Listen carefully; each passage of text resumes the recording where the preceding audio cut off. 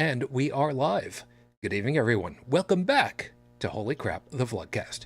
Vlogcast comes from a skeptical point of view to answer some of the questions of why. This Vlogcast started as a combination of spite and the Streisand effect because I'm back, baby.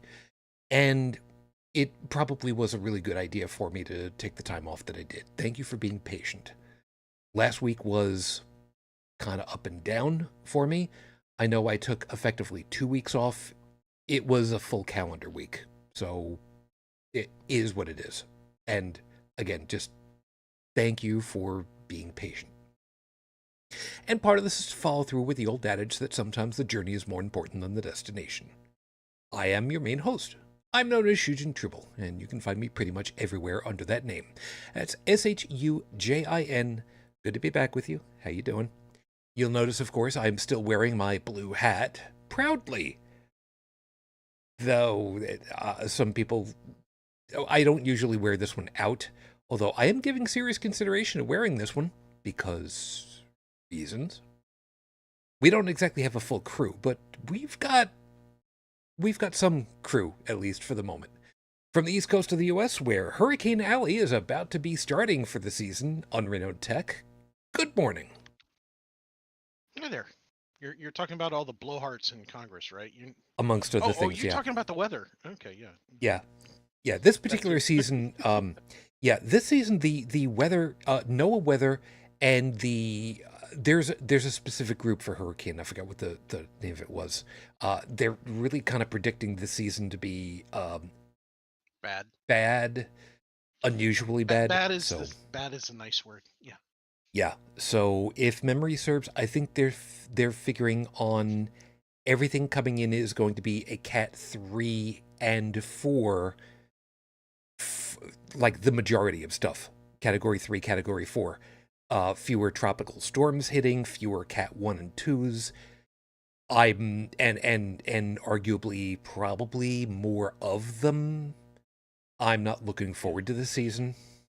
People kind of forget. Every time I get somebody who's like a climate um, science denier, it's really hard to deal with them because one of the things about storm, and I mean, they used it to make the premise of the movie The Day After, I believe it was called. Yep. And in that movie, they pointed out that storms are just nature's way of correcting an imbalance. And it's true because we are warming the planet as a whole. Okay. When people go, oh, well, I had snow this year, so obviously it wasn't that warm. It's like you're thinking of it in the wrong terms. We need to think of it in terms of how the temperature is affecting the jet stream, and the jet stream on a planet that's properly level in terms of its temperature, no wild ranges, things like no overheating and such, is actually kind of like a halo or a ring. What we have is more of a sine wave. So those of us who didn't pay attention to math, that's where the line goes up and down, up and down, up and down. And so, like the neck of the collar of your the collar of like one of your white cotton shirts that's been worn to hell and back again because it's like 15 years old and it's threadbare, but it's all rippled all around, all the way around. Think of the jet stream rippling like that, and that's what causes us to have those extreme heats, as well as lots of tornadoes, lots of hurricanes, lots of bad stuff. Yeah. And they don't want to hear it. It's like, Yeah. okay, you may not want to hear it, but when your house gets blown down, you know, Yeah. I'm don't very much don't not looking blame forward. don't blame the science people on that. Yeah. Yeah, and they don't want to hear it. It's just like, okay, fine. I don't want to see your face. So I mean, we're even.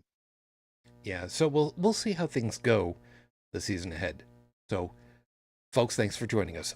Of course, if you'd like to be with us as we're recording live, take a swing over to YouTube and join us some night when I'm actually here and up to it and everything. And of course, as always, you can be part of the conversation over there in the live chat, which means, Stephanie, good morning.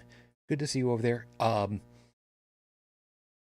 And saying, it looks like we will be celebrating 4th of July for years. This year we expect to party on 5th.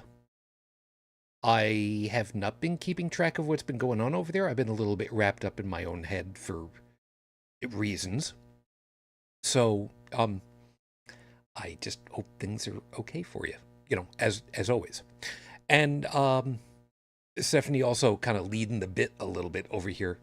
So to that end, since Stephanie put it over here, saying, Shujin, you seem to have let all the good stuff get done, so welcome back. You know what? I had some coffee a little while ago, and I did check the refrigerator, and well, would you look at that? I've still got a bottle of Prosecco. It's been opened, so I've had some, but I think now's about as good a time as any to go ahead and do that, don't you think? Now, I had to explain to Tech what, Tech kind of knew what Prosecco is. Prosecco is to, well, how can I best describe this? France doesn't like anybody calling sparkling wine champagne for It's reasons. kind of like the difference between Scotch and whiskey. No, because Scotch is made in Great Britain, and whiskey is made in the bladders of horses, as I've understood it. I could be wrong. I don't drink whiskey. I thought I saw. Okay, I might be misremembering here, so please, people, don't tear me a new one. But I could have sworn I saw something where they were saying you can't call whiskey Scotch whiskey unless it's made in a certain part of the world, and I might just be misremembering. I have It could watched be. so many documentaries and shows on different types of alcohols and everything else. I can't keep track of them anymore. Well, the problem is you keep sampling at the same time that you're watching the shows, so you need to cut that out. So, Prosecco is effectively sparkling wine. This one in particular, let me see.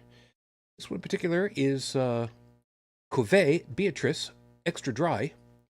I think this one was from Italy, I do believe. I can't really read it well enough because it's a little bit dark over here. I think it was Italy. I got a tasty beverage to toast with you too, so l'chaim. Yeah. So we'll just get this out of the way now. Even though it's leading the bit early, as of the recording of this particular episode, this past week, Donald John Trump's first criminal trial came back. 34 indictments, 34 guilty votes from a jury of his New York peers. Now, even though I'm going to be leading the bit just a little bit on here, one of the things that we're going to be covering as we get into the topic proper is going to be the fact that there were 12 people on this jury pool, which is common here in the United States. They listened to the testimony. Testimony was done. It would have taken only one juror to sandbag their way into the jury pool and to keep voting not guilty and make it a hung jury and effectively make the prosecution try to retry the trial. And even though there was information as far as to which jurors got their news from whatever sources, and there were several of them that got their news from very right-leaning news. There was one who specifically said that they only watch Fox News. There was another one who said they were heavily involved in only getting their news from Truth Social. Yeah. Which is a Trump-led platform. Yeah. And even those people, now, it is entirely possible that these were people who were intentionally sandbagging in the opposite direction in order to get onto the jury so that they could vote guilty. Now, that's possible. Certainly possible. But the point of it is, of these 12 people that were eventually selected, and however many alternates, of course, possible, none of them, if they were all truthful, none of them, even the right-leaning ones, could in good conscience vote not guilty.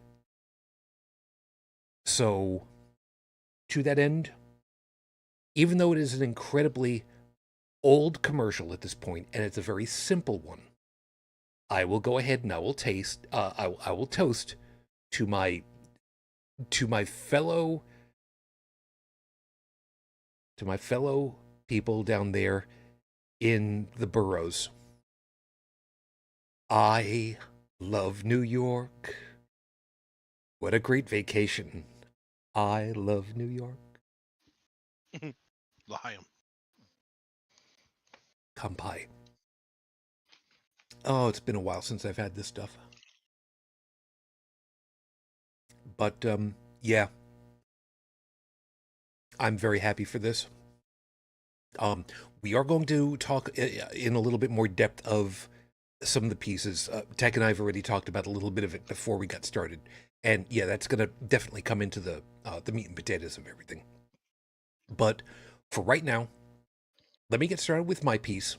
We'll get the horrible scopes, and we'll just roll things along, because that's what feels good right about now. So with 5 minutes on the clock, your 5-minute freestyle is going to start right now. Pride.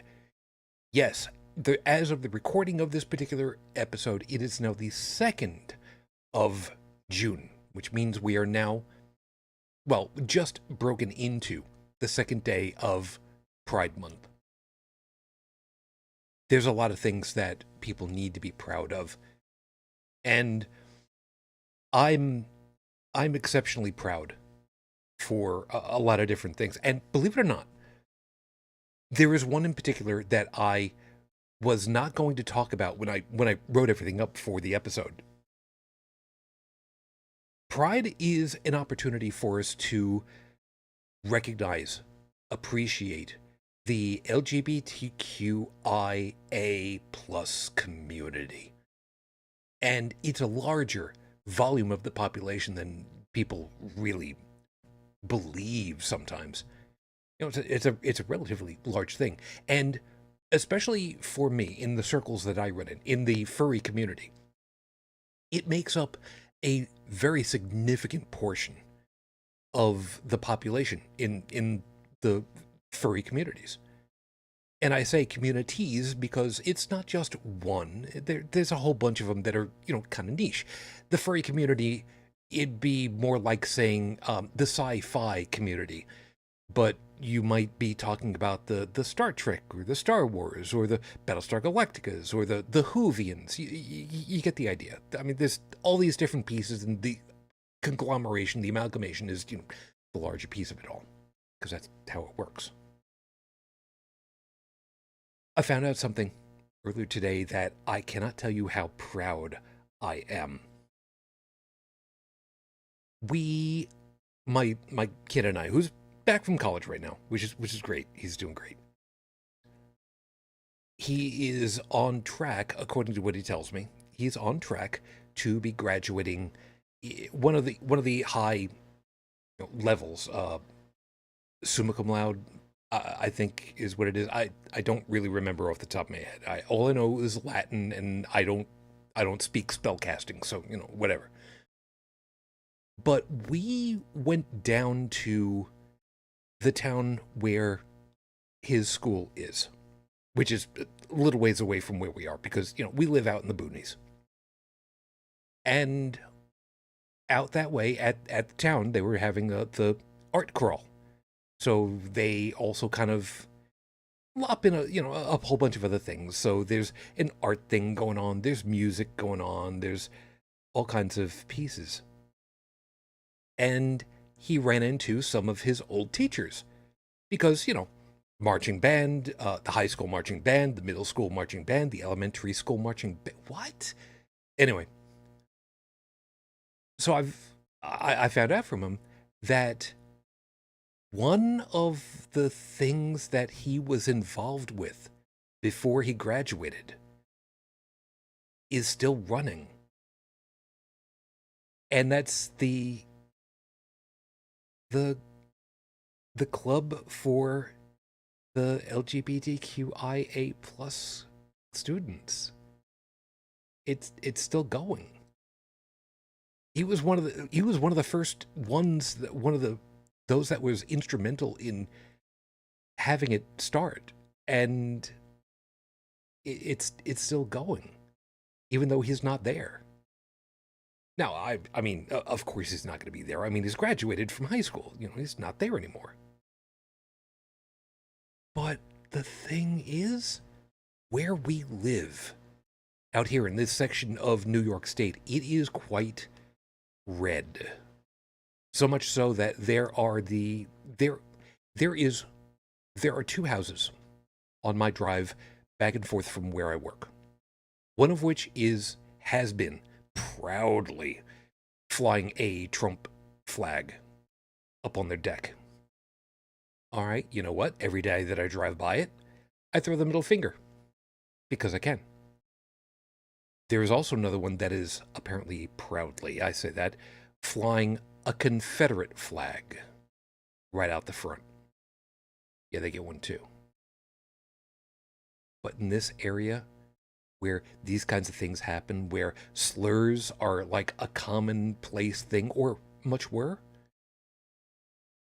the legacy that he's got for having helped to start this, I could not be prouder, because he helped set something in motion that is not just helping for him, but is going to be helping and continues to help for other students in this community where they could really use every opportunity they can to stay safe. I could not be prouder.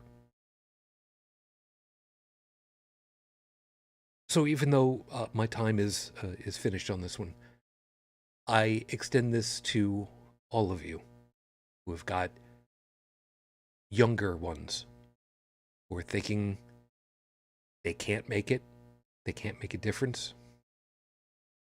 Baby steps, man. Just encourage them, let them know. Baby steps. And yeah, you can make things work. So now with that out of the way, let's do the horrible scopes, and then we can actually have a little bit of fun with stuff. So, being that it is time, for those of you that know what your astrological sign is, cool. Those of you that don't matter. You can just roll a d12, pick one. And if you need one of those d12s with the little squiggles on it so that you can try to, figure out which one it is for you, you can get in touch with the nice folks over there at Heart of the Game Fredonia. Get in touch with them. Ask them for a d12. Maybe they'll sell it to you. Maybe you can buy it. Maybe they can ship it to you. They probably don't, because, that's not what they do. But you can always go visit. They're the store with the mimic in the window.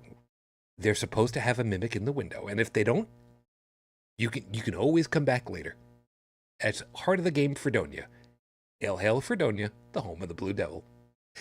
Now, like I said, we've crossed over into Pride Month, and part of it is to commemorate the Stonewall riots, and of course, to celebrate our LGBTQIA siblings in society. I like that expression. I'm going to start using that expression a lot. I'm going to pass it around, and I'm going to encourage you folks, pass it out there, credit it back to me, and ask the people in your lives, does this sound like it's a good choice? Now, since the origination point for the Stonewall riots was in Greenwich Village, New York City, we're giving you your future while teaching you all about its past and points of interest. So if you want to look these up on Google Maps, feel free to, because some of these are really interesting. Areas. Before electric lights became the standard in the 20th century, gas lights, the real things, existed in homes and streets all over New York City.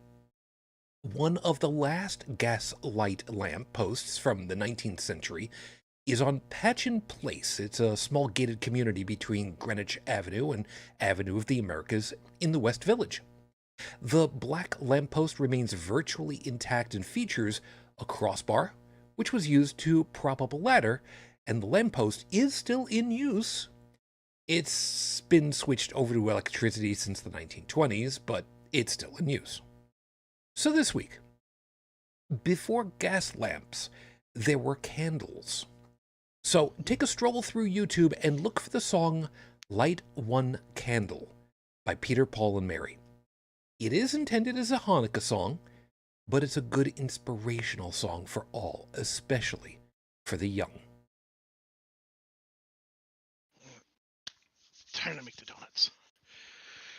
Taurus. take a walk down the street in front of 18 West 11th Street and take in the scenery. Specifically, the unique construction of the building there. Believe it or not, it looks the way it does because, you know, funny story this. The Weatherman townhouse at that location kinda. Look, it was March 6th, 1970, and the place kind of exploded. There were nail bombs in the basement of the building, and a bomb accidentally exploded. Killed 2 people. It was a wild time in those early 70s. So, this week, Dustin Hoffman and his wife were living in the house next door at the time of the explosion. Please do not piss him off. Yeah, there's a much fuller story about that thing. I didn't really want to go into that, but yeah. Gemini. Boston has Cheers, and that's a fake place. Greenwich Village residents have Chumley's. 86 Bedford Street, where Chumley sits, has also been a blacksmithery, yes, that's the word for it, and a stop on the Underground Railroad before the Civil War. The bar opened in 1922 with guests that included literary greats like F. Scott Fitzgerald, John Steinbeck, E. E. Cummings. I need some help on this, by the way. Is it supposed to be lowercase E. E. Cummings, or is capital E. E. Cummings accurate?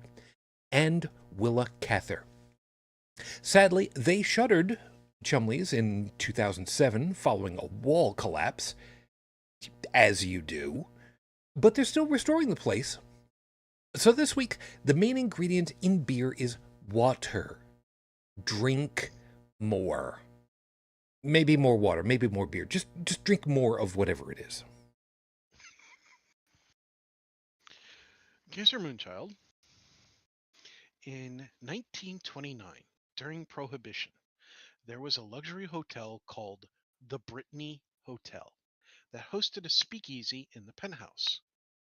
Though NYU's Brittany Hall, as it is now known, has since been renovated, there are still signs of the bygone era in the building, like false walls behind empty bookshelves. So this week, go on over to Chumley's with Gemini and wait for them to reopen. It'll be easier to deal with than the speakeasy bouncer. Plus, really, don't get the students in trouble for underage drinking. They're still in Hell Week for finals. They have enough to worry about. Yeah, drinking in the middle of Hell Week, unless it's water, drinking alcohol in the middle of Hell Week, that's a really bad idea. Don't do that. Leo, if you take a trip to Washington Square Park, you can visit the arch there. It feels a lot like the French Arc de Triomphe, but it's not a copy in any sense, and it isn't even the first one in Washington Square. It is, however, beautiful to stand next to and just marvel at its beauty. So this week, you can go inside the arch, but please don't do what artist Michel Duchamp did and proclaim the arch an independent republic. Unless you can protect the airspace over it, you can't just create a whole new sovereign country. Your rubber band Gatling guns won't even work against the local squirrel population. Virgo. Between Christopher Street and Charles Street, there was a prison complex called Newgate Prison, the first prison complex in New York State. Newgate wasn't its official name, but called that after the prison of the same name in London. To its credit, Newgate was influenced by the ideals of social reformers, who turned it into a house of corrections. So this week, just because some have wronged you doesn't mean they're irredeemable. It's possible they can become better people. Let's also remember that you're under no obligation to forgive or forget. Judge who and how you trust carefully. Yeah. Feel good about that one. Libra. For you artsy types, Greenwich Village is also the home of Gertrude Vanderbilt's studio. She was a major influence in the contemporary art the contemporary American art movement, and her studio was open to the public to see in 2016. It's a 45-minute tour that covers how the art collection started and her role in it. So this week, you don't have to be an artist to have fun with art. Just add a little personal whimsy by getting the People of Walmart adult coloring book and a box of 64 crayons. Yes, that really is a thing. Have fun with that. And I made the same botch in the read over here as Io did last night when we were trying to do. Oh, by the way, hi Io, I see you over there. That was not me gapping on you. I actually honestly did screw that up. That's my fault. Scorpio. The Jefferson Market Library was originally built as the 3rd Judicial District Courthouse, equipped with a market and its own prison, which was originally a co-ed institution. Historically, the courthouse was used to hear trials concerning women, including in 1909 when members of the Triangle Shirtwaist Company were tried in night court to deter female workers from striking. And you know what? The reasons for that strike were real, seeing as how there was a killer fire about 2 years later. So this week, you can fight for what you believe in, fight for better feelings, less friction, and ironically, more peace. With you being happier, you can help others to be too. Yeah. Sagittarius, the most narrow house in NYC is in, you guessed it, Greenwich Village. This house, measuring in at only 999 square feet, you'll find it at, and I swear to you, this is a real address, 75 and a half Bedford Street. The building is a mere 9.5 feet wide and was once the home of writer Edna St. Vincent Millay, also known as Nancy Boyd. Who was she? Really, you're going to ask who she was? She only won the 1923 Pulitzer Prize for Poetry for her poem Ballad of the Harp Weaver. And just to be clear, that was only the second time the award had been given out, and she was the first woman to win it.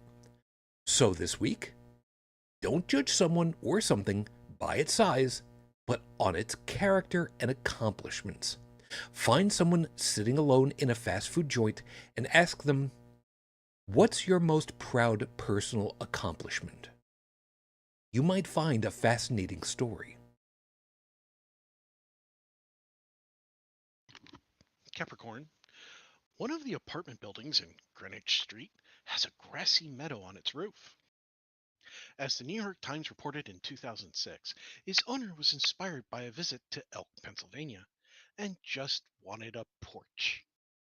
Quote, the porch is basically a glorified bulkhead over a hole punched in the ceiling of the family's loft to make way for a nautical stairway that rises to a landing with a galley-like kitchenette, with 2 pane windows and a door that opens to the roof.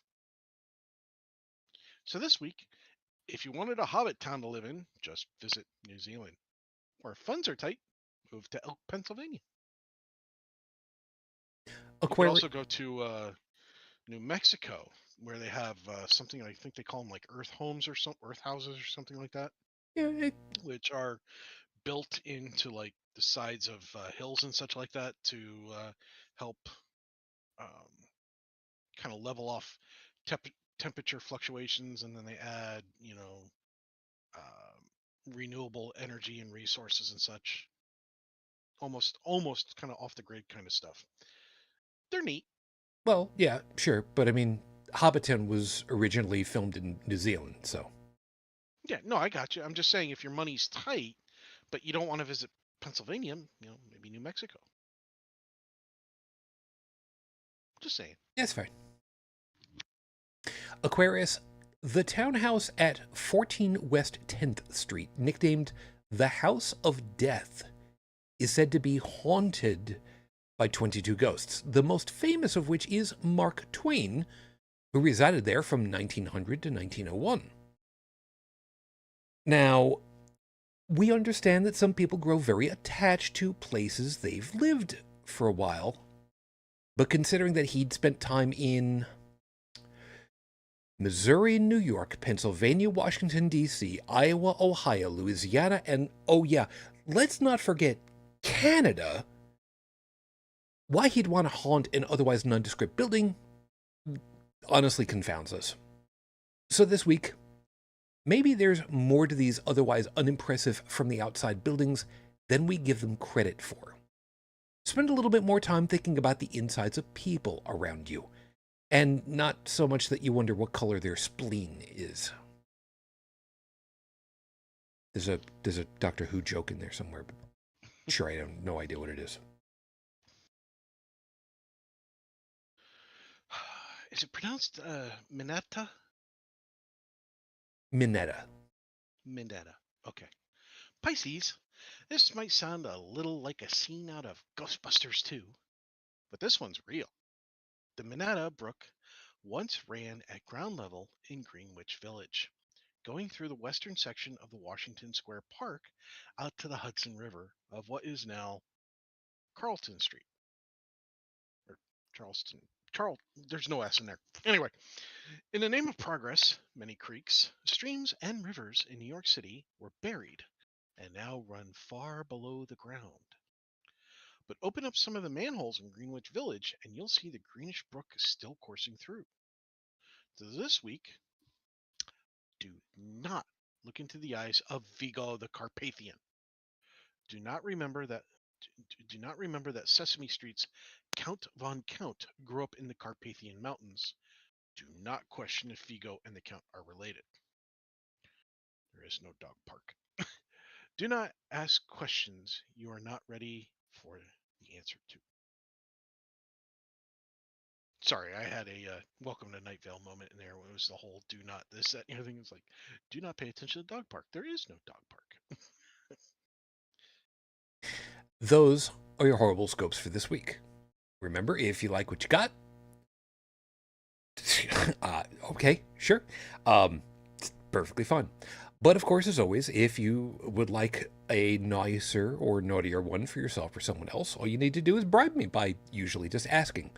Or, of course, you can actually literally bribe me. Take a swing over to the coffee page, coffee.com/Icarus the Lunar Guard. I'll have these posted at the end of the week. Tumblr, Twitter, Facebook, Discord, BlueSky. The thumb drive is still here. Nobody seems to be putting up the $350 price tag I've associated with it yet. So Earthships. That's what they're called. What? What? The thing in New Mexico. Sorry, my brain just filled in the gap for me. Okay. I apologize for interrupting. Okay. So, you know what? Fine. No, I'll take $10 and a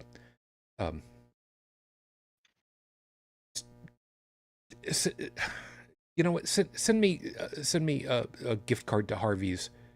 We'll call it even. I don't know. We'll figure it out from there. We are back. This is now episode 494 on the docket, your Renner. Anything happened while we were gone? Honestly, I kind of feel a little self-conscious about this. I mean, I decided that I'm going to take a week away. It was 2 episodes worth, I know, but a week away, and all of a sudden the world Suck Quotient is noticeably, drastically changed. And I don't know how to take that because I feel personally called out because of that. But well, 34 things changed. Yeah. So, I mean, as much as I might feel a little bit bad about it, if us going on permanent hiatus brings peace to the Middle East, yeah, I mean, I'm all good for that sacrifice. I mean, I don't think it's liable to happen, but you know, I've got that going for me. But yeah, we'll we're definitely going to have a little bit of discussion about that. Oh, and by the way, that night I called my kid from work before I was going to leave, and I said, so I told him what happened with the verdict coming in, and I said, so on the way home from work, there is a Target on the way back. So let me know before I have to leave what alcohol you'd like me to pick up at the liquor store right next to it, and I'll get some of that so that we can toast together. So he asked me for something, and I looked on the shelf, and I got this cutesy little bottle over here. Disaronno. Yeah, it was good. Oh, it was good. I'd never had this before. It's an amaretto liqueur, so it's Hmm. not exactly hard liquor per se, because nobody would do shots of this. Bullshit. I would expect. I would not expect If it's anybody. if I it's would. got has alcohol content, people have done shots of mouthwash. I get that. No, my point is that you would not go into a bar and say, "I want to do a shot of." I mean, this. You would not. You would not do that. You would expect a person to have a little bit more class with that particular Ooh, alcohol, but people have ooh, done that. I have seen ooh. it. There's still a couple of drops in here. Oh. Come to the. Oh.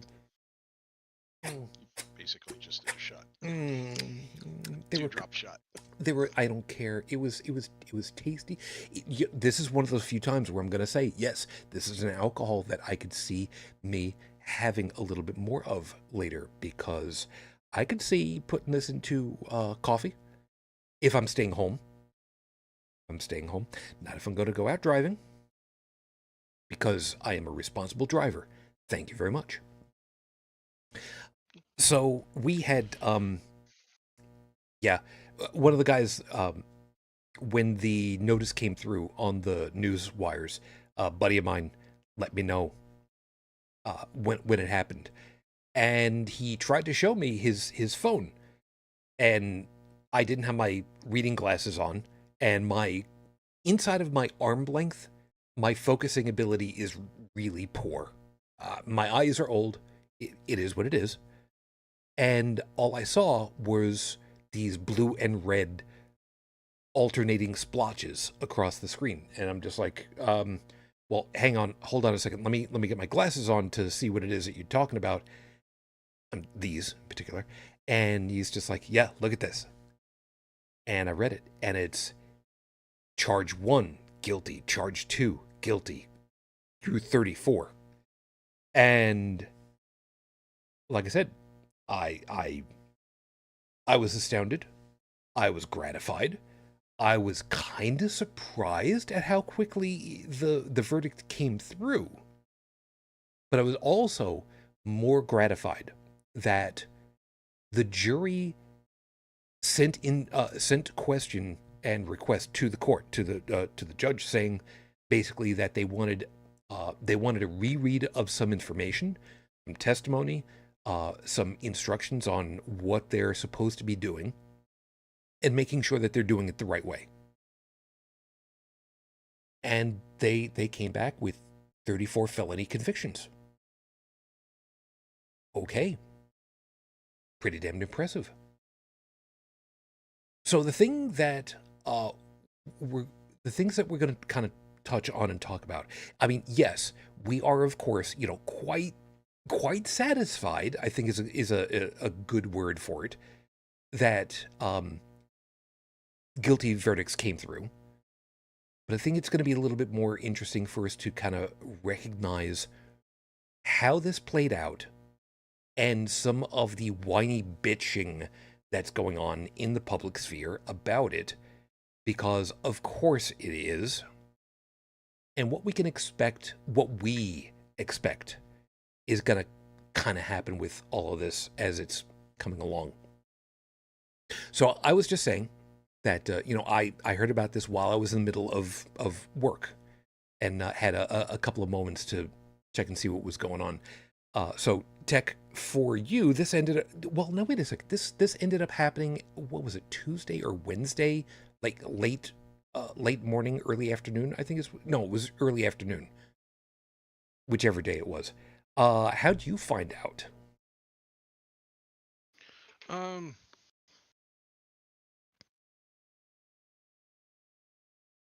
somebody told me, and I was just I'm at the point where my level of pessimism is so high. It's like, okay, so what? Was he dragged off in cuffs? Did they throw him in a lockup, or is he just still out doing whatever he wants to do? And oh, he's doing whatever he wants to do. It's going to take like a month or something to figure out how to charge him. It's like, okay, I don't really care until I hear what their punishment's going to be, because right now my brain says, he'll never see the inside of a jail, and he's still going to run for presidency. And even if for some reason he can't vote, it doesn't mean that he can't be voted president. Because I originally thought he couldn't become president anymore because of a conviction, and then I forget who it was set me straight. I was like, oh, that's right. I'm thinking of, he can't own a gun, but he can still become a president, which is actually more dangerous than owning a gun, in my opinion. Now, funny enough, if memory serves, I think I remember this correctly, that in Florida, which I believe is where he currently lists as his permanent residence, because New York City doesn't want him and would spit on him every opportunity they got, but be that as it may. In Florida, if memory serves, a felon cannot vote. So I what I think. was reading was that if the felony convictions in another state, they can vote if they meet the requirements of the other state, if it allows it. So, for example, for New York, if you've been convicted of a felony, but you're no longer in jail or house arrest, and you've paid all your fines off, then you can vote. As and Right. let's pause there for just a second. And I honestly agree with that. Yes. Now, I want to make sure that we're completely on completely explaining about this. The idea of incarceration is supposed to be, as the expression goes, you pay your debt to society. Yeah. And to that end, I think that pretty much all of us on the show, not just Tech and I, would agree with the idea. Once you have quote unquote paid your debt to society, regardless of what it was, you now have full rights and privileges of citizenship returned to you at that point, which would include voting. Yeah. And I honestly do agree with that. However, the part that pisses me off is the fact that I know for a fact that people are punished differently, that their dues are different. Yep. So, historically, if we look at the statistics, a woman receives about a third percent or 30 to 33% reduction in sentencing over a man for most things, not everything, but for a lot of things. I'm not taking a shot at women, I'm taking a shot at the court system here. Right. Um, Now that and also, women prisons are no joke, just like men's prisons are no joke. They have their own both prisons systems have their own unique problems, and in some cases there are aspects of a woman's prison problem that I think are more heinous, but it's all heinous. yeah, The thing is that if you're rich, if you're wealthy, if you're well known and you have power and such, you how many of us would have had breaking as many gag orders and um, contempt of courts and such? How many of us would be sent home with a slap on the wrist while we were still in court? None of us. Us peons would get might actually be not just locked up, but if we come back in, start spouting off. I've seen cases where they have literally gagged the defendant. You yeah, know, yeah, so I mean, this is not. This is Trump got kid glove treatment. He's going to continue to get it. I don't think he's going to see any jail time where he's in behind bars at all. At worst, he's going to be under house arrest, and even then, I honestly feel that they're going to reduce his sentence and shit. And for the convictions for the 34 counts, each one has a maximum monetary fine of $5,000, which means that for the punishment is geared towards punishing the poor and not the rich. Because when you do the math, That's only $170,000.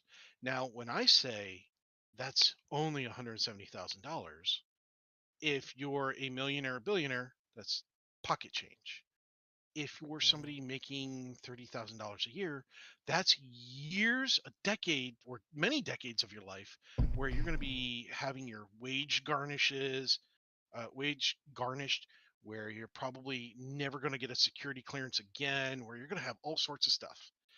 There are things that if Trump makes president again, yeah, he might not be able to own a gun, but he can push the button on a nuclear program. He's got guys surrounding him with guns. He, can go wherever he wants. Sure, he can't go into Canada and some other places, but it doesn't matter because he's just not being punished, you know? Yeah. And Yeah. Well, let's pause there a second because there's a couple of pieces that kind of overlap into that. Now, I do not want to completely skip over, and you have a really long track record of just me letting you go, which is I need to stop doing that sometimes because moments like this, um, as a felon, as a private citizen, as a felon, convicted felon, Canada is no longer an option. There are a number of European countries where that is no longer available an entry for him. Um, Now, obviously, that gets a little bit hanky when you start getting into the diplomacy thing. However, here's where it gets a lot more interesting on our side of the pond. And Tech, this is where I want you to kind of pick up on this one because, to the best of your recollection, and I'm going with what I've heard, so I've not researched it because timing. If you are a felon, a convicted felon, you are disallowed from entering military service. What happens if a convicted felon were to become commander in chief of the militaries? Would that be would that be two pieces that aren't supposed to go together? Shouldn't that be? honestly, so Yeah, you see where in my brain it's been like whether or not somebody put it felons out can there. It's join like, the military, that is, um, I know they do criminal background checks. They look for red flags, traffic offenses, juvenile records, things like that. Um, Certain kinds of felony convictions will definitely bar you from serving in any branch, hmm. whether it's the Army, Navy, Marines, Air Force, Coast Guard, blah blah blah blah blah. Thank you for including the Coast But Guard, by the way. well, they're We part of, ne- well, dude. yes, but we never So remember about it. okay, so real quick side comment. Um, I do contract work with the military, okay, and some of it's with the Navy. Now, I can tell you right now that I have had Navy personnel tell me that when it comes to working in certain kinds of international waters and such, they get Coast Guard assist. That the Coast Guard actually can train them on a lot of different laws. That the Coast Guard is no joke when it comes to like those homemade submersibles where they're trying to run drugs through international waters into U.S. Territory. If the Navy's out there, there's a really good chance that they have a couple of the Coast Guard people either on board or with their own ships taking on boarding those subs. The Coast Guard, according to the Navy personnel I talked to, who shall remain nameless, you no As way right I will tell. Yeah, not a chance am I naming names. as it should be. Said that they knew that the Coast Guard people that they were working hand in hand with had done more boarding actions than they had when they were serving on ships. So, yeah, the Coast Guard is legit, not somebody I would want to fool with. I know that the way they treat um, felony crimes differently depending on the type of felony crime. Um, if he was convicted of like felonies, like sexual assault, kidnapping, things that are extremely violent, deadly weapon, that kind of stuff. Oh, yeah, if he tried to enlist, they'd say hell no.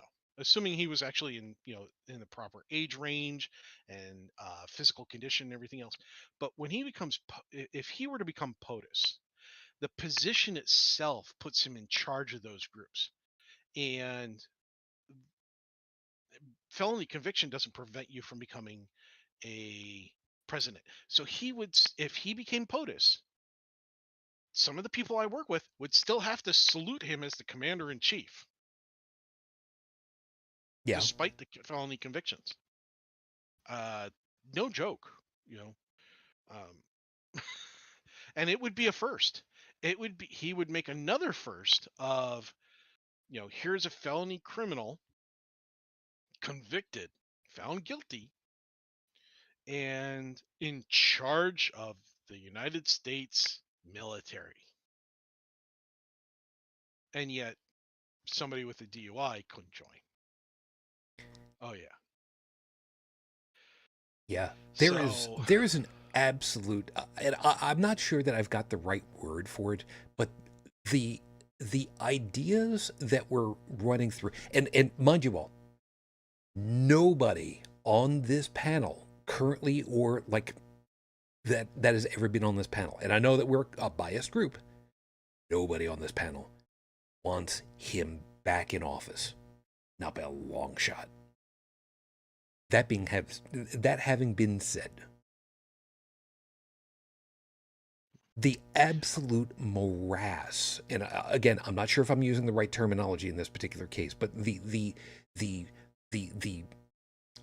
you know what, screw it, I'm going to use it, the clusterfuck that is trying to understand what it is that we could be diving into is absolutely mind-bending, because now we have to actually give serious consideration to all of these conflicting things that shouldn't be allowed to exist together at the same time.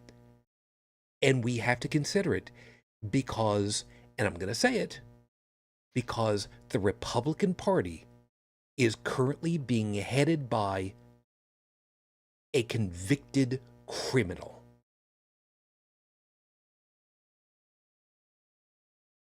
And we have to try to figure out what in the hell is going on with this.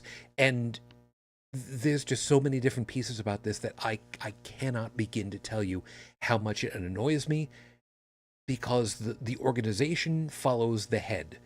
The head is a criminal. The head is just yelling and screaming at the law and order. And the party of law and order and personal accountability has now joined in and has written letters and signed off on it, which basically says you're all being meanie pants and you shouldn't be picking on someone who is an ex-president because of a political hack attack on him. Meanwhile, it's absolutely not.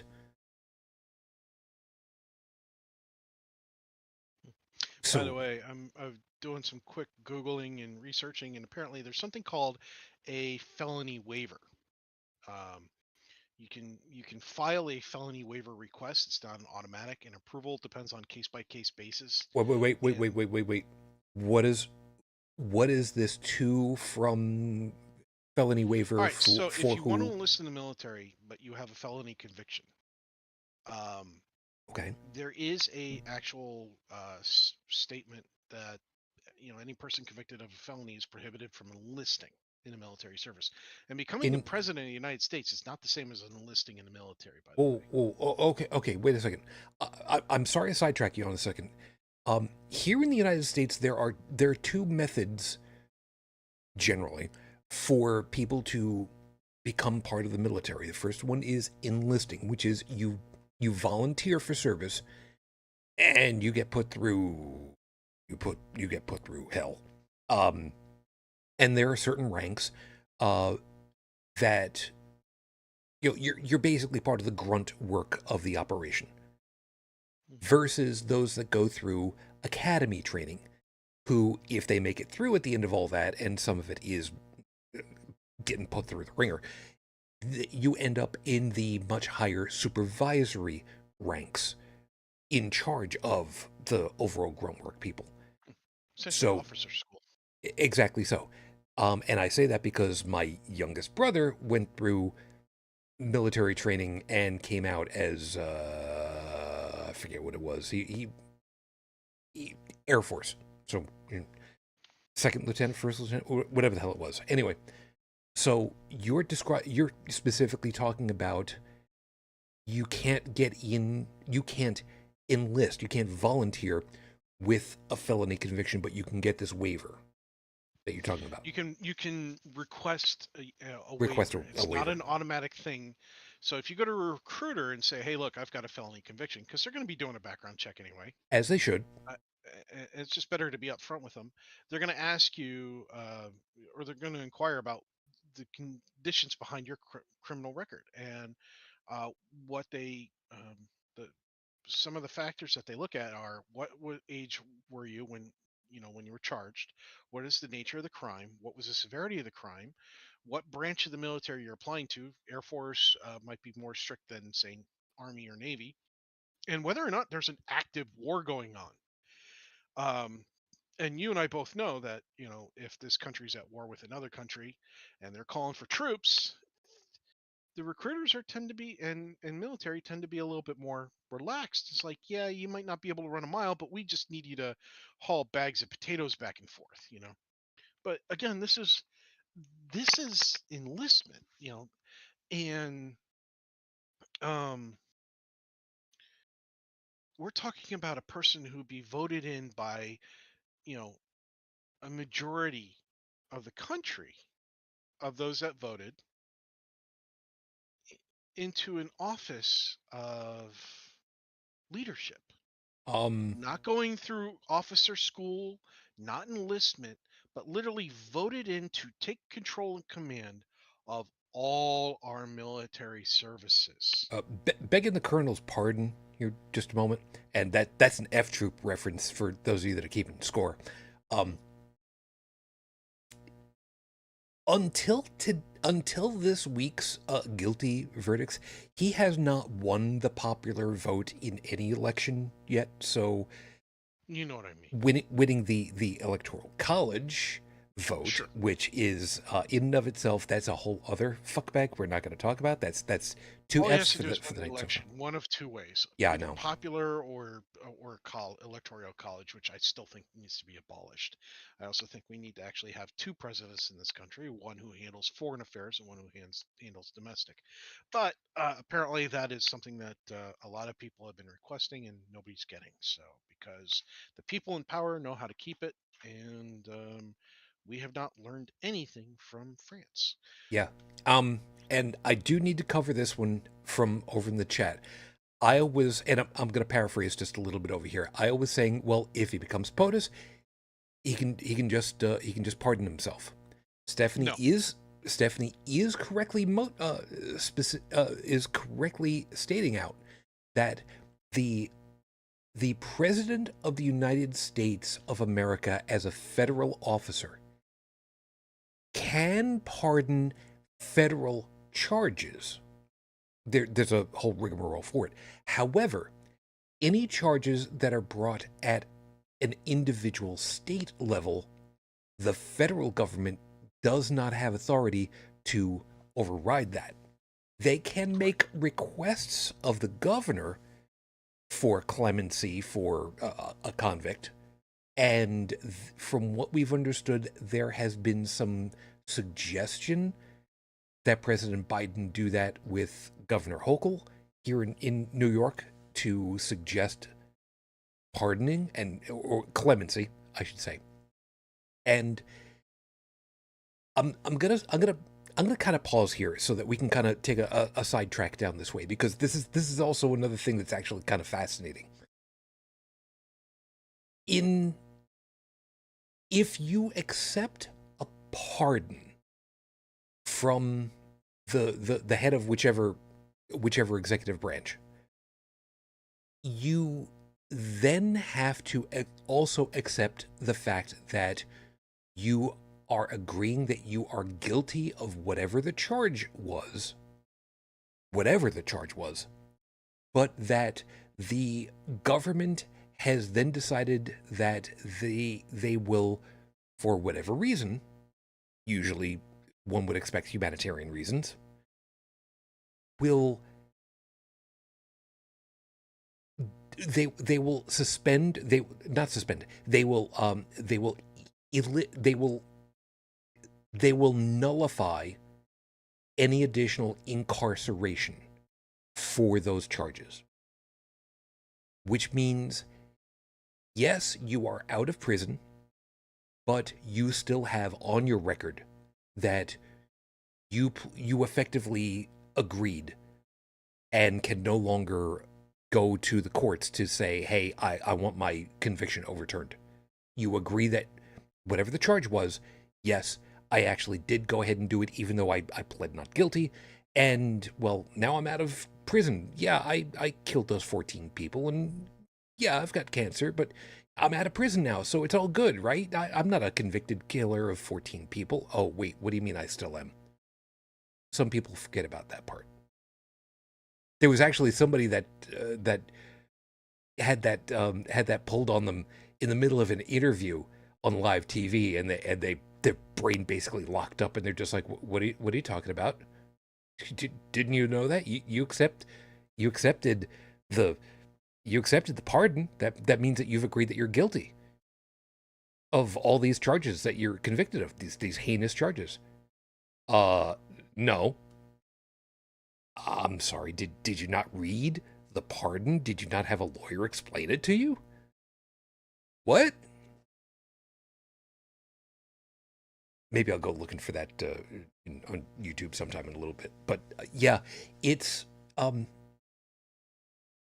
the where each level of the government falls here in the United States is a little bit on the weird side, because there are times where we are one country with one set of overriding laws, and other times where we are 50 plus, I should say, 50 plus individual um,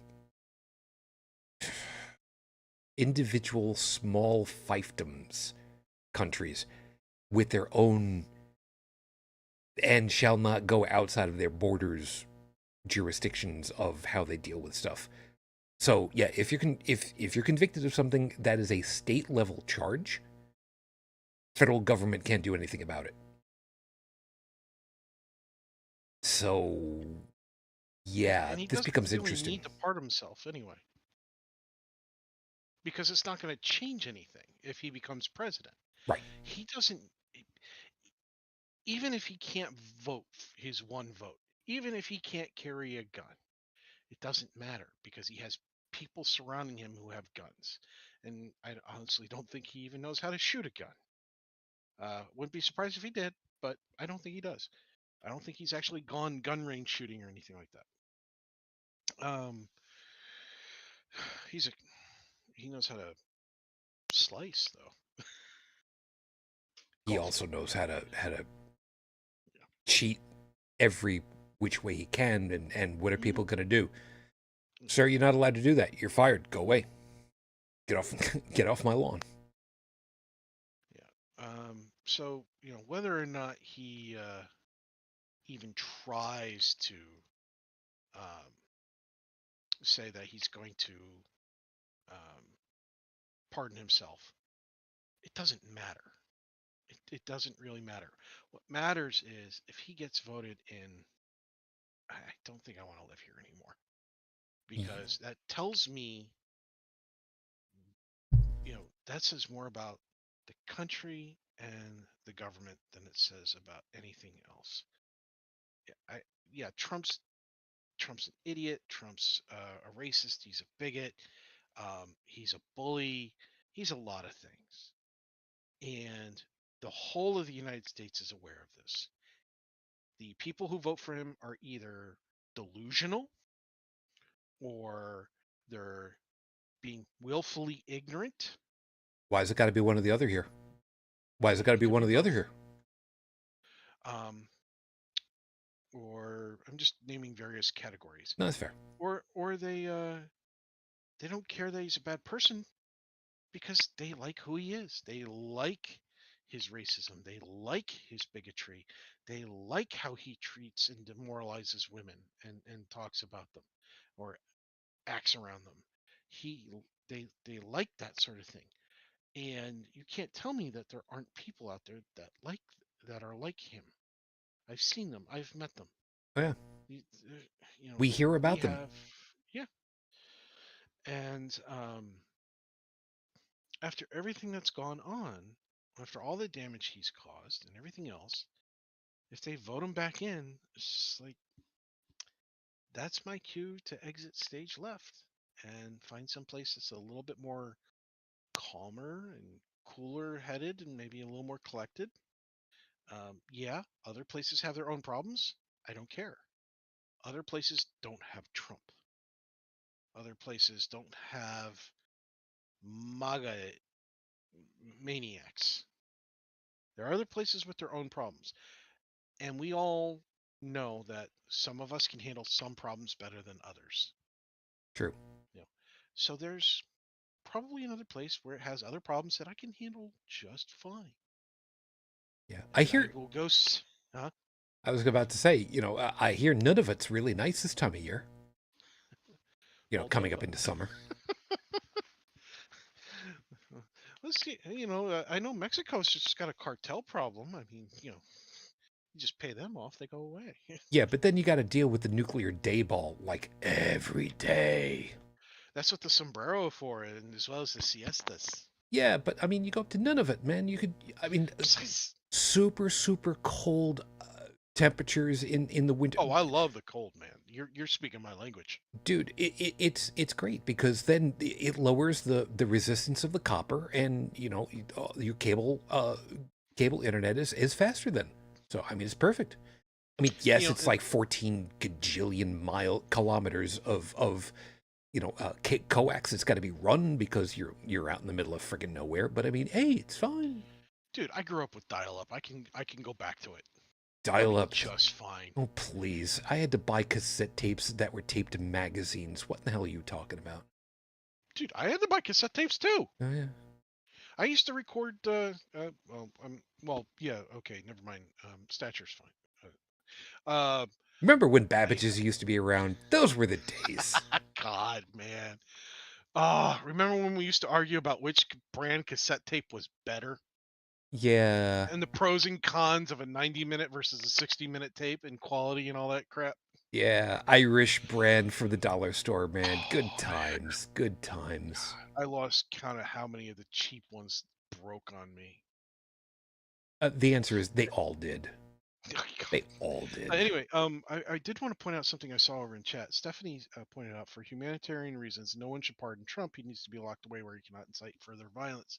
The problem is that if he were to be locked away where he was isolated, his phone was taken away so he couldn't tweet X, whatever the hell they call it, his true social It's crap. Twitter. It's Twitter. Don't You know, worry about if he was basically uh, bricked off, somewhere quiet. Oh, are we going with the Mask of Amontillado? Are we going with the Mask of I was Amontillado? just thinking I'm about that. just Yeah. I'll be on board for that. I'm fine with But that. anyway, the problem with doing that is that Not enough in mortar. doing I so, know. you would I know. make him a martyr. I don't care. I would care because making him a martyr is probably single-handedly the worst thing we could possibly do. By turning him into a true martyr, you're that I could see that being the spark to trigger like a civil war. Well, here's where that gets to be the big question mark to me. Would you rather? Okay, there's an old meme, which is which would you rather fight, blank or a blank's weight in blank, something else. So, would you rather fight a horse or uh, a duck-sized horse or a horse-sized duck or a horse's weight in ducks? That kind of thing. So, what would you rather have? One yelly, screamy, memey, Donald Trump out in the public, who can incite and stir up as many people as he can possibly get his face in front of? Or would you rather have all of these little individual pea brains trying to mimic what he had been doing in order to incite whatever little bit that they can? And the problem is there's no correct answer to that. There's no good answer to that. Exactly. In my opinion, You're right. I'd rather have him out in the open where I can see what he's typing, hear what he's saying, and so on, rather than him being isolated and allowing the pea brain army to think up whatever they want. Which, let's be honest here, there are a lot of conspiracy theorists out there that are on the wackadoodle train with Trump, and Yeah, and in they my are even more creative in terms of causing problems than Trump is. yeah, and I go from the opposite side of this, because to me, if you Trump is a lightning rod for attention. And because of that, to me, if you take away that large lightning rod and wall it away, you then have to have all of these other much, much smaller individual voices try to pick up the everything. And to me, that's the safer option, because to my line of thinking, if they were as dangerous as Trump, or even remotely so, whoever these new minor points of interest would be, to date have not yet brought in these people and been the new fanatic leaders.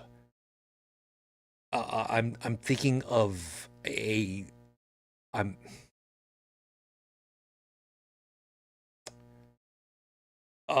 Tech. I'm gonna use my phone to put a name in our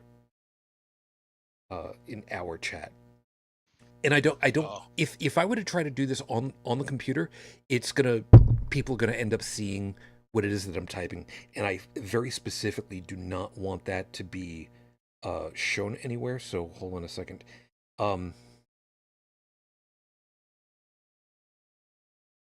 Okay, so I've got this name ready to go to send over to you so you can see it. Because the way that I'm thinking of this is, if you were to try to get all of these littler, smaller lightning rods for like new groups, it disperses it to a larger degree, which would make it easier, because then it would be, what the hell do you know of? You're a wannabe and whatnot, versus this name that I just sent over to you. And do you see where the parallel is in my head? The reason why I'm giving you that now. yeah, I do. And I don't want to put that name out there Yeah. unless we absolutely deem it necessary. But I don't think that we But really do. honestly, the name that you put out there, that person was even smarter. Yes, yes. But the point being is that they were the charismatic one that made additional cells all over the place, but much, much less influence in those individual areas as compared to the origination point. Hmm. I mean, yes, there's an argument that could be made either way on that one, but because I don't know all the ins and outs, and I will be the first to admit. And the alcohol is not helping any, by the way. You know what? I don't care. I'm not going into work tomorrow, so fuck it. That's 3 for those of you that are keeping track. So, yeah, what Tech said, there is no good answer. There is no right answer. Yeah, there's just hopes that we don't have an absolute travesty happening in the country and really in the rest of the world with all this stuff. I'm so not looking forward to a whole bunch of this stuff. Yeah, no, me neither. However, there is a bright side to all of this. And we kind of touched about this early before the show and at the very, very top of the show. And I think it still stands to kind of talk about and discuss a bit at this point. The fact that 12 individuals came out in actually pretty quick deliberations, really, when all's said and done, and agreed on guilty verdict on all 34 counts? 32 or 34? 34. 34, okay. All 34.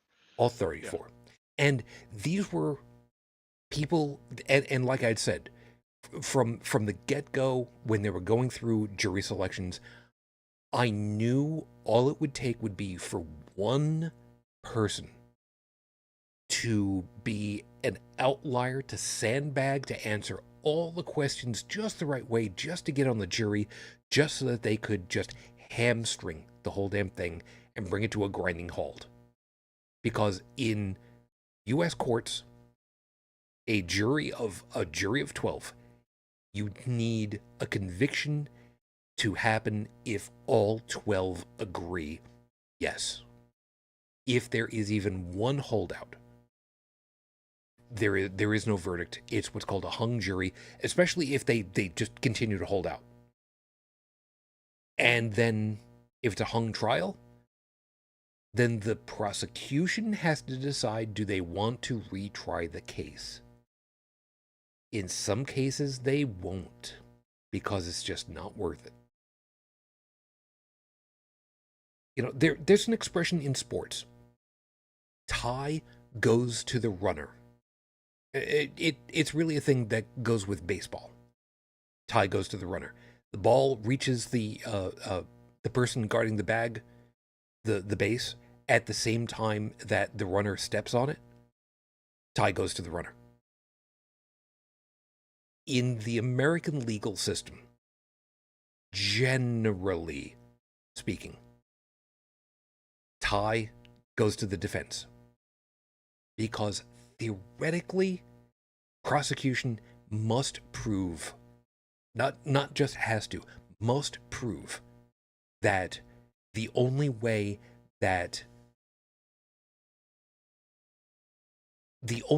for these charges to stick, to be proven guilty, is to show that, in fact, each step in the course to the culmination of these illegal activities actually did happen.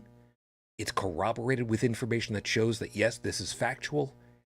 It has to be shown, and the jury has to agree, yes, you've shown that every one of these dominoes happened. And there is no alternative. That's what happened. And that's what happened with all these people. Even the ones who, like you said, who said that they got I don't think it's all, but they said that they got all, in scare quotes, all their news from Truth Social or Fox News, or I think OAN was in there. I don't remember which it was. Anyway, doesn't matter. But there were people who were in there who were very, very much answered that the vast majority of their information, news-wise, came from these very right-leaning institutions. And I use the term, guardedly there. And yet, still came out and they all agreed on the charges. And there are a lot of people that I'm seeing on social media who are just like, they went into the deliberations already. They had their conviction ready before they even sat in the jury box.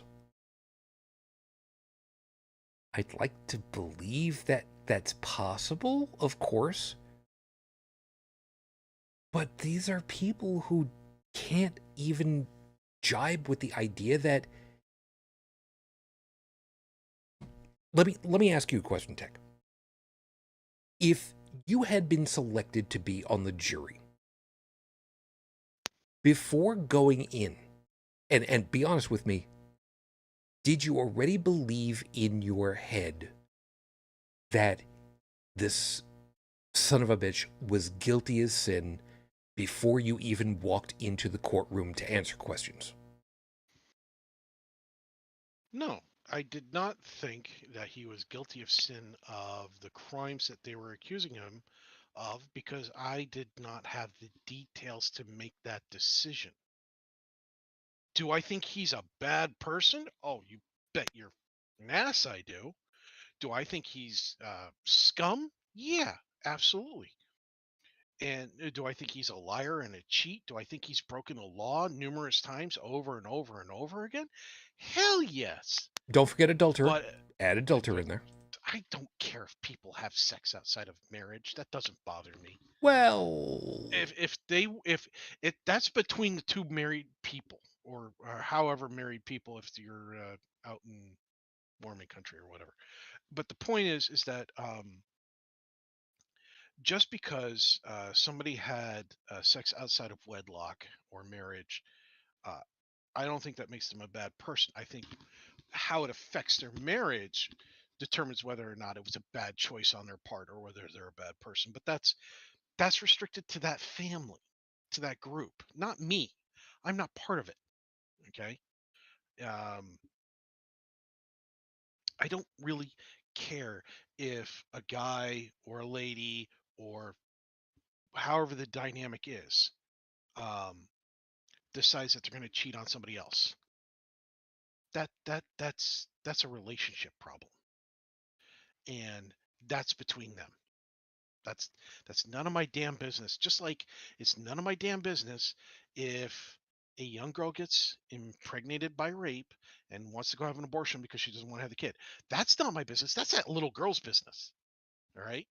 And she, in my opinion, has the right to make that decision for herself because she's the one affected by it, not me. All right. So this whole pro-choice, pro-life debate and all that other shit, that's look, if you're anti-abortion, you're anti-women. Period. End of conversation. That's how my stance on it. Have a nice day. Um, but as far as Trump goes, getting back on subject matter, hmm, um, for the felony, um, what's the word I'm looking for? The accusations of these particular 34 crimes, these 34 counts of these crimes. All the information that we have heard from the television is not the same as what they heard in court. Okay. Most likely not what was presented in writing in court. All right. Those jurors had more information. They had to have more information. If the statements were true that one or more jurors only get their news from Fox, if the statements were true that one or more jurors, use Truth Social as their means of such, um, then there had to be more information than we know in that hearing to swing that kind of mentality that way to convict him. I have been called for jury duty several times, and my mentality going into each one was always the same. If I'm selected, I have to hear all the details before making a decision. I cannot make a decision looking at somebody's color of their skin or their gender or the smell of their breath if I can smell it halfway across the room. That just means they make poor decisions in brushing their teeth, but or they have halitosis, which some people have. I worked with a guy like that. I felt bad for him.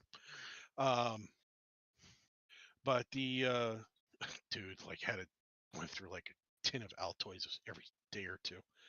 Um, well, there's your problem right there. that had to do a number on his stomach, man. Anyway, that aside, I always told myself that, I have to have this mentality, because if I don't have this mentality, then I cannot uphold my duty as a juror. I get a lot of people are like, oh, I want to get out of jury duty if I get selected. No, no, no, no, no, no, no, no, no. If I'm accused of a crime and I have a panel of jurors, if I'm have requested a jury trial, um, I'm really hoping that they're not just trying to get out of there. I mean, I remember reading 12 Angry Men. And if it wasn't for that one guy, granted, it was just a story, but how many people have potentially gone to jail because the people on the jury panel just wanted to get out of there?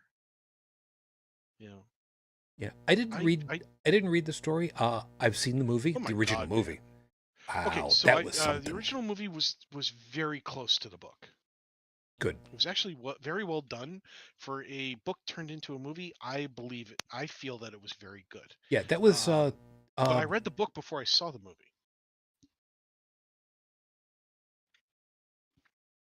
But the point I'm making is that no, I didn't. My mentality was, could he have easily committed these 34 counts of felonies? Oh, sure. I think the man's fully capable of it. But that's based on his history. Yep. That's based on his past. That's not based on whether I like the guy or not. That's based on evidence, historical evidence. Okay. Um, that's not based on my opinion. And I also understand the concept of shadow of a doubt. So if I were to have all the facts presented before me and I still had a shadow of a doubt, even if I didn't like the guy, I'd have to say, I can't convict him on this. I have a shadow of a doubt.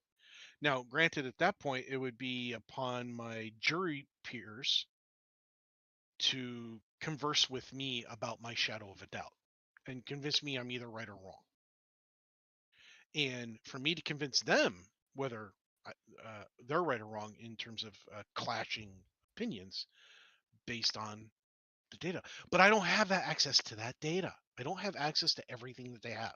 So I can't say that he's guilty of sin until they came out and said he's guilty of sin.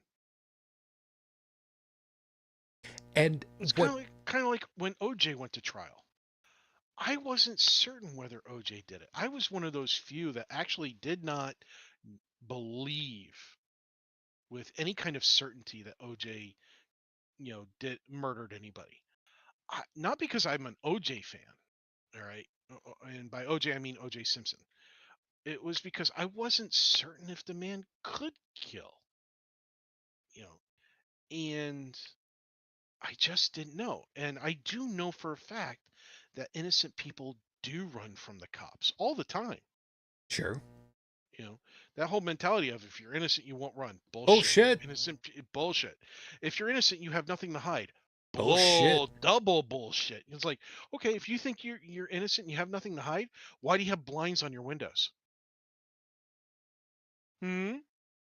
Yeah. Or you don't And want your neighbors seeing it. Why? You have nothing to hide. You're an innocent person. Why? Well, I need my privacy. Well, why? You're an innocent person, you know? And that flusters a lot of people with that mentality.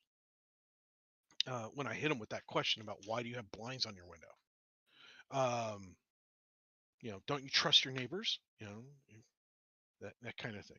And yeah. So so yeah, uh, y- that aside, I wasn't certain. And when the verdict came back that he was innocent, I was well, well, still in high school. well. Hold on, I was still in high school, and not guilty, not innocent. They Thank you. don't find him innocent; they find you not guilty. That's When they yeah. found him not guilty, I was actually in my guitar class, a very advanced small group guitar class, um, and there were several people in my class who went, "Oh man," and I'm like, "Wait, you wanted them to find him guilty?" Well, yeah, he definitely did it. How do you know? We didn't have all the details. We had plenty of details, but I guarantee that there was stuff that wasn't aired on television.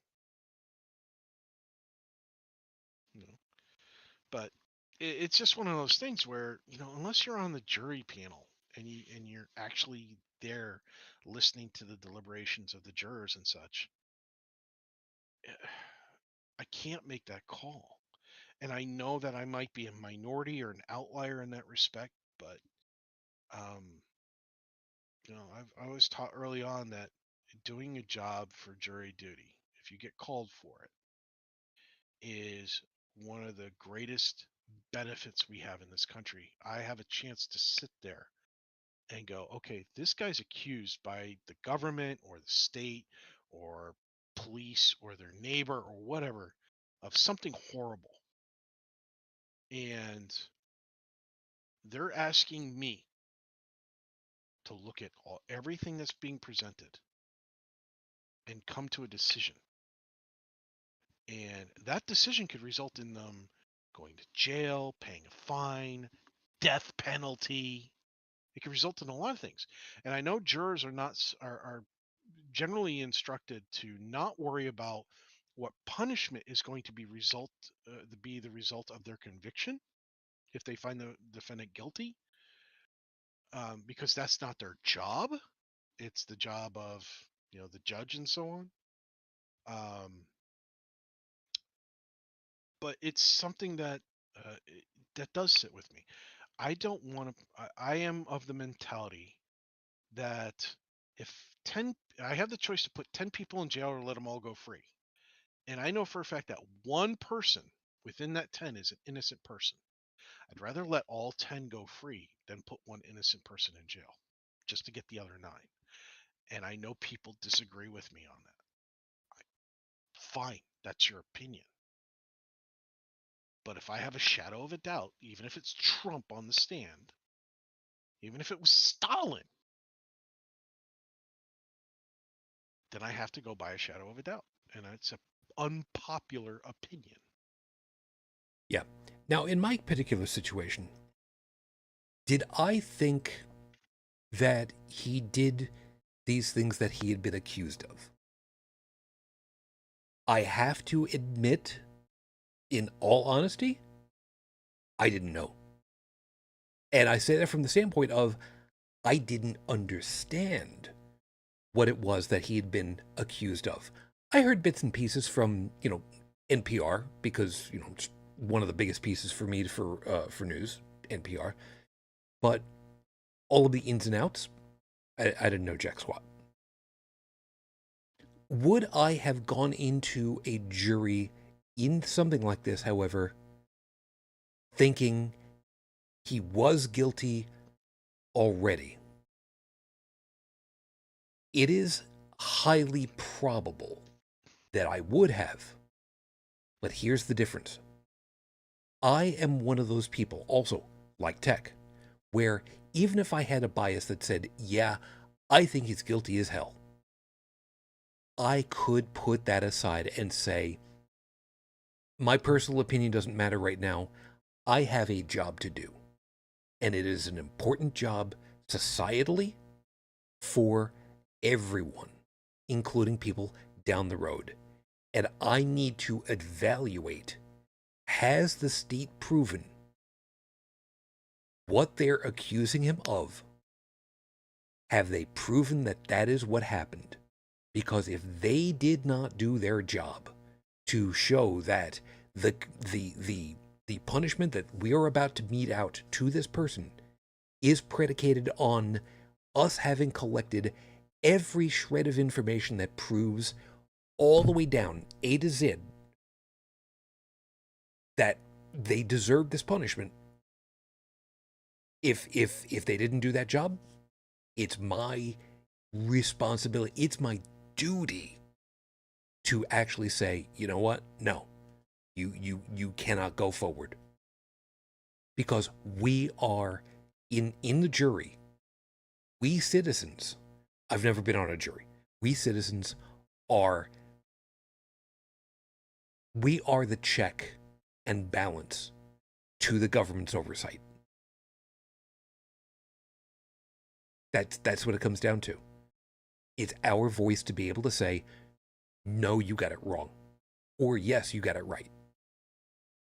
And if we give up that responsibility, you know, this is one of those things that we've talked about before, where there have been expectations of how the norms have been, the expectation of how you're supposed to operate. And there are people that simply refuse to do that. And Tech, I don't know about you.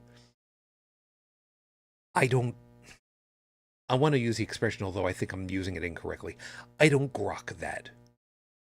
The idea that somebody would just say, yeah, I know what the answer is going to be, and I know what I'm going to vote when it comes up for guilty, not guilty. So why do we even bother? I don't, I just don't get that. You know what I mean? It's an easy way out. There's for some people, it's an easy way out. For some people, it's they're leading with what they've heard. That's why they were having such a hard time finding a unbiased jury, because you hear so much on the news that sways your opinion. You've got a reactionary force. Yeah. There's something I reminisce about the past, and have had to explain this to my offspring several times, as well as other members of the younger generation. And that is that when we heard something on the radio, or we saw something on television, or we read something in a newspaper, we didn't have social media. We didn't have cell phones. We didn't have a lot of things. So, first and foremost, we would typically, if it was a school day, chat about it with our friends on the bus, Sure. get different opinions, hear different points of view, especially if like one of your friends read a different newspaper in your house versus somebody else. Not everybody got the New York Post, not everybody got the New York Times, not everybody got the New York whatever, because I grew up in New York. And Um, as a reminder, there are a lot of markets right now where there's only one newspaper serving a region, and that is a travesty in and of itself. That's a whole different issue. But once upon a time ago, it was not unusual to be living in an area where you had ready access to three or more local newspapers of record. So just keep yeah, that in mind, folks. we used to get two newspapers, and one was a little to the left and one was a little to the right, and it kind of allowed you to find the middle ground a bit. I had that advantage growing up. Um, Yeah, for me it was Newsday, and I was reading a lot as a very, very young kid, but be that as it may. I like the comics more than anything, Of but course. hey. But the thing was is that we would spend the day in between classes, maybe at the lunch table, the bus ride to school, the bus ride home. We'd have a day to really discuss it and talk about it, think about what it meant. Maybe it'd actually be brought up in class, depending on the class and the topic at hand. Maybe it was a world shaping subject or something. And so what happened is you had time to process before you were bombarded with other stuff. Now it's, oh, hey, this thing happened. You have 10 seconds to respond to it before the next thing happens.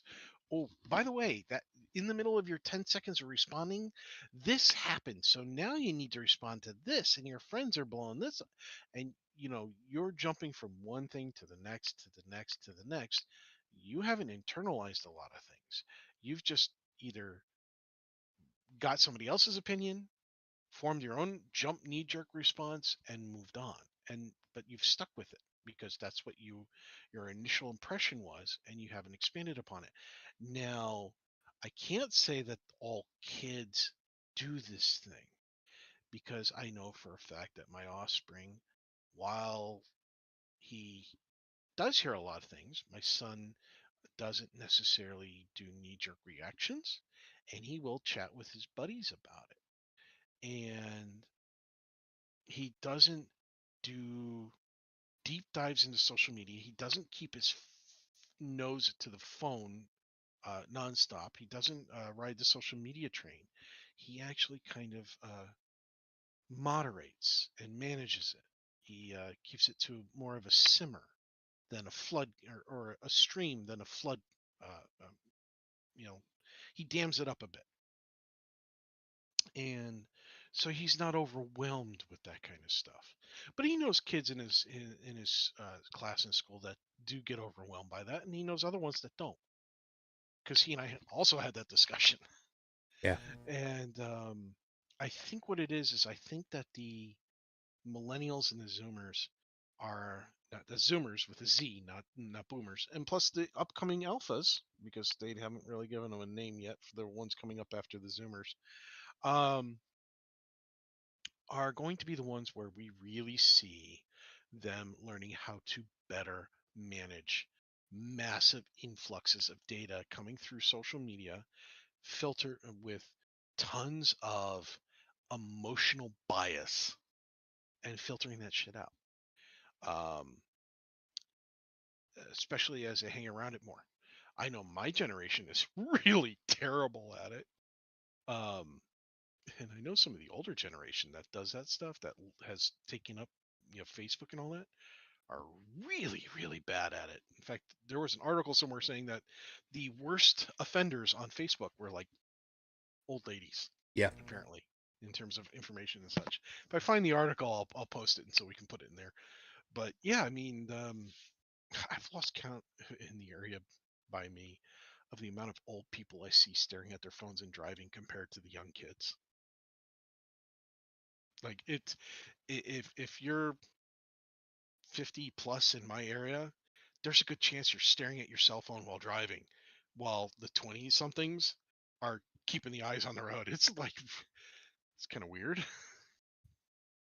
It's like, what's going on here, man? Yeah.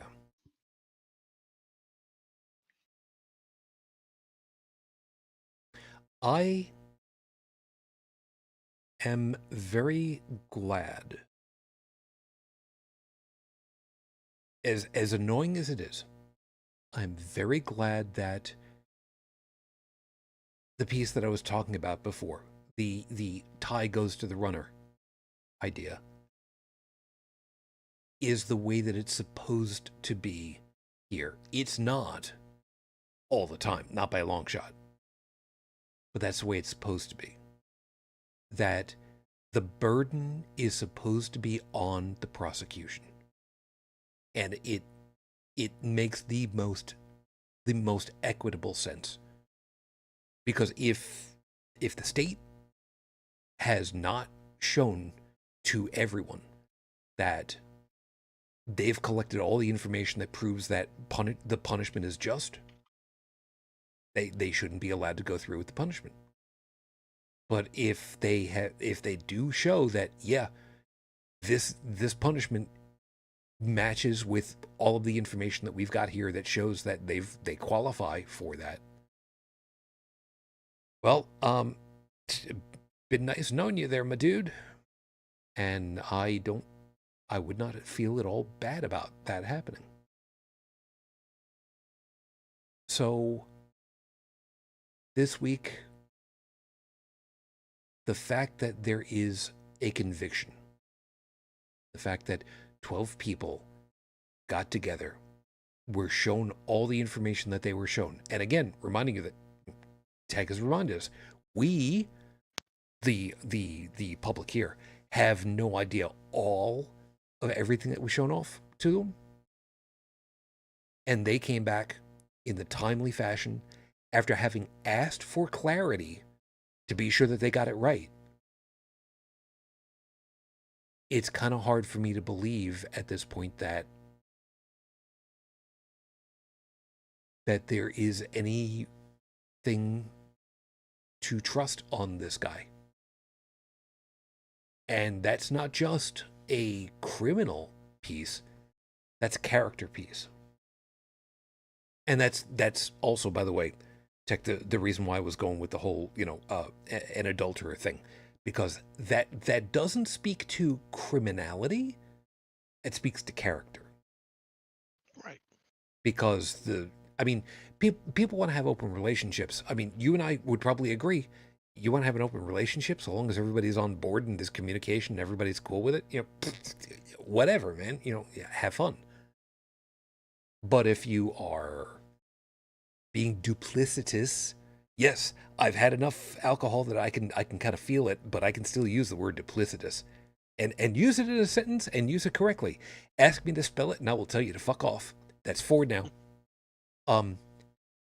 But if you're going to be duplicitous with the person that you're supposed to be not in an open relationship with, that's a character thing, and that's where we will proverbially throw hands on. But that's me. And the thing, and you're right. If you can have a person who is a bad character, right? Oh yeah. Absolutely horrible character, who still didn't go around stabbing a whole bunch of people or shooting a whole bunch of people, but he could still be he or she could still be a bad character, And then you got right? people like me who are arguably a good character who have shot and stabbed and raped and murdered all the people that he wants to already. Yeah, That's zero. That I number is get that 0. reference. Thank you. Thank you very Get much. that reference. Thank you, Penn. Thank you, Uh, Teller. And like we've talked about billionaires and society and everything else. So I'm not going to get into that, but it's true. We have plenty of people who are people that I wouldn't trust with my kid. I wouldn't trust with my dog. Wouldn't trust with my cats. Wouldn't trust with anybody. And I wouldn't trust him with my just broom. just because I don't trust them and I don't like them doesn't mean they're guilty of what they're being charged with. If I'm on the jury, I have to see the evidence. I have to hear the witness testimony. I would prefer to see documentation and camera footage because that's more trustworthy and likely to be more accurate than witness testimony, as demonstrated by Neil deGrasse Tyson when he got called for jury duty and promptly kicked off the jury, because he pays attention to detail and the judge didn't. Um, anyway, Oh, I think that was hold on a second. I think that was on Star Talk or something. Yeah, we're fast running out of time, but there's a piece over there. Stephanie and I are kind of going back and forth about with Stormy Daniels and the money and the whole thing and whatnot. I was asking, oh, so it was hush money. Stephanie is reminding, correct, and she was not the only one, just the best known. There were others. Yeah, there were, and that was part of the stuff that came out in the trial and in various other in-depth reporting that was done, especially by NPR.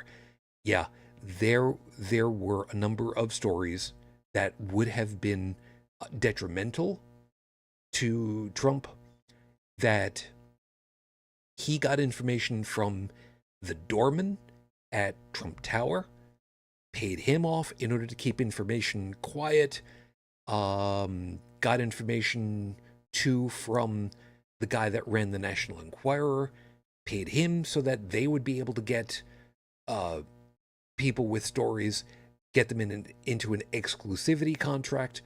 You shut up about it, we'll take your story, here's payment for it, and never made sure that the stories, the information was simply just buried so that it would never see the light of day. And the people were then under an obligation. They couldn't talk about what this information was. Now, And what's sad is this is a common practice, believe it or not. Yeah. Now, this is a very, very, very high level view of the kind of things that was going on, but it's effectively it. There were a number of these that ended up happening. Is it the entirety of the cases that were brought? Oh, hell no. But these were some of the pieces that ended up happening that did not in any way help the cases for the conviction. So, yeah. Yeah, to say that a lot of scummy stuff has now been addressed, yeah, it's not nearly enough because there's just so much, and not just from this one person. There's plenty of other people. There's plenty of other stuff to go around, but I'm glad that this one at least has happened. And I'm just gonna finish my part at this point and just say, Governor Hochul, and this is now gonna be my number 5 for the night. Don't you fucking commute his sentence. This motherfucker deserves to be behind bars like any other private citizen. Screw you if you mess around with that.